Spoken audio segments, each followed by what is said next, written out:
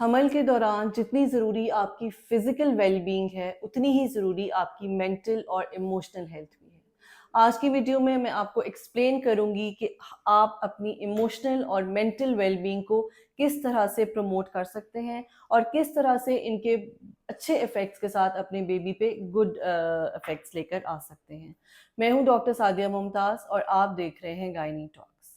Pregnancy basically it's a game of hormones और इसके अंदर आने वाले चेंजेस में फिजिकल चेंजेस होते हैं, साइकोलॉजिकल चेंजेस होते हैं, इमोशनल और मेंटल चेंजेस होते हैं और ये एक सारा का सारा सिस्टम जो है वो एक हामला खातून का जो है वो अपसाइड डाउन हो जाता है।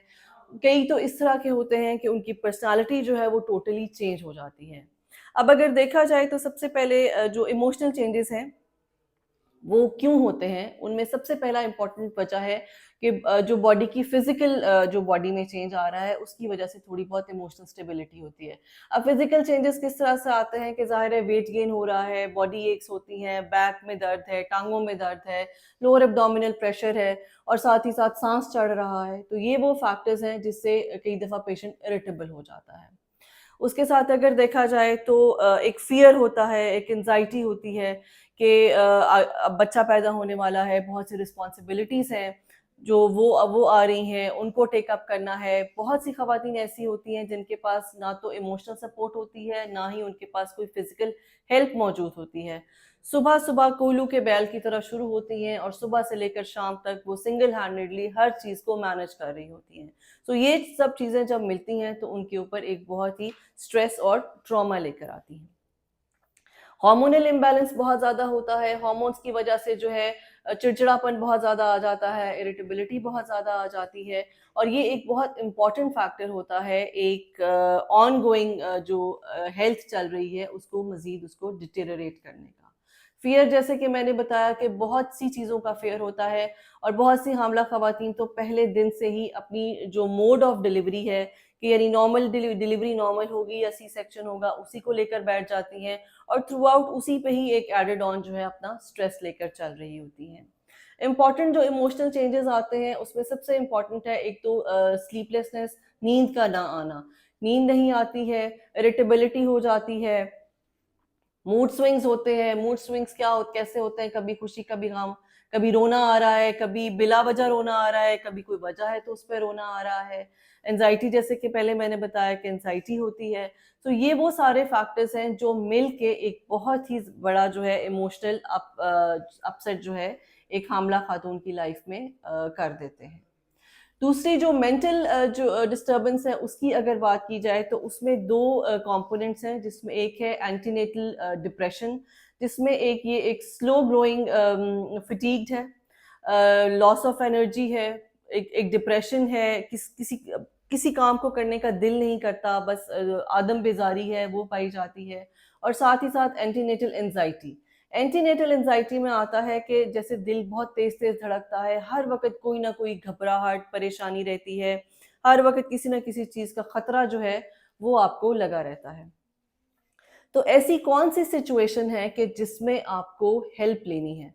उसमें अगर देखा जाए तो कि सबसे पहले तो ये है कि मैं पेशेंट से ये कहती हूँ कि अगर आपको लगता है कि जैसे दिल इतनी ज़ोर से धड़क रहा है कि आपको लगता है कि दिल अभी मेरा निकल के बाहर आ रहा है। कई ख़वातीन खुद आकर मुझे ये बताती हैं कि जी मुझे ऐसा लगता है कि जो मेरा दिल है वो मेरे हलक में आ रहा है। तो ये एक बहुत स्ट्रॉन्ग पैल्पिटेशन है जिसको डील करना बेहद ज़रूरी है। इसके अलावा ये है कि आप दुनिया जहान से बेजार होकर बिल्कुल कट ऑफ होकर रह रहे हैं, आप बिल्कुल अकेली हो गई हैं, आपका किसी चीज़ में दिल नहीं लगता। कुछ ख़वातीन यहाँ तक ऐसा होता है कि वो अपने आप को या अपने होने वाले बच्चे को नुकसान पहुँचाने के बारे में भी सोचने लग जाती हैं। स्पेशली उन फैमिलीज़ में, उन कंडीशंस में कि या तो जिस फैमिली में बॉयज़ जो हैं उनको बहुत ज़्यादा होता है कि बेटा हो और उस खातून को ये पता होता है कि उसकी होने वाला जो बच्चा है वो बेबी गर्ल है। सो वो बहुत ज़्यादा इस ट्रॉमा से गुज़रती हैं या अगर ये कोई अनवांटेड प्रेगनेंसी है जैसे कि पहले से 3-4 बच्चे हैं और फिर प्रेगनेंसी होगी उसमें ये हालात होते हैं। कई दफ़ा घर के अपने हालात ऐसे होते हैं डोमेस्टिक जो वेल-बीइंग है वो किसी तरह से नहीं होती, हर वक़्त लड़ाइयाँ झगड़े चल रहे होते हैं।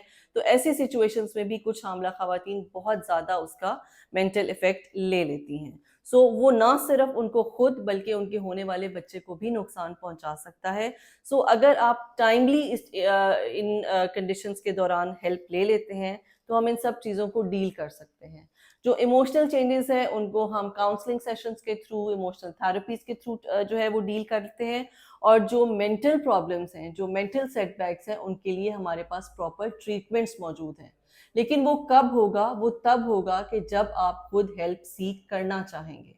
इस वीडियो में अब तक मैंने आपको जो सिम्टम्स बताए हैं, आपके साथ या आपके आसपास अगर कोई ऐसी खातून है जो इन सब चीज़ों को फेस कर रही हैं, तो काइंडली आप ही वो पहला खतरा बने और उनको जो प्रोफेशनल हेल्प है उसके लिए ज़रूर लेकर जाएं।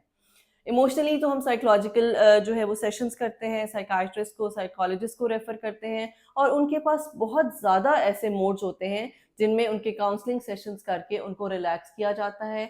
ना सिर्फ उनको बल्कि उनके इमीडिएट फैमिली मेम्बर्स को बुलाया जाता है, उनके घर के लोगों को बुलाया जाता है, उनके साथ ओपन फैमिली डिस्कशन की जा सकती है। और अगर हम मेडिकली देखें तो हमारे पास ऐसी दवाइयाँ भी मौजूद हैं कि अगर आपका बहुत ज़्यादा मेंटल सेटबैक हो रहा है तो हम उन दवाइयों को मैक्सिमम सेफ डोज में आपको वो हम प्रिस्क्राइब कर सकते हैं, ताकि वो दवाइयाँ लेने के साथ साथ आप अपनी जो मेंटल हेल्थ है उसको बेहतर कर सकें।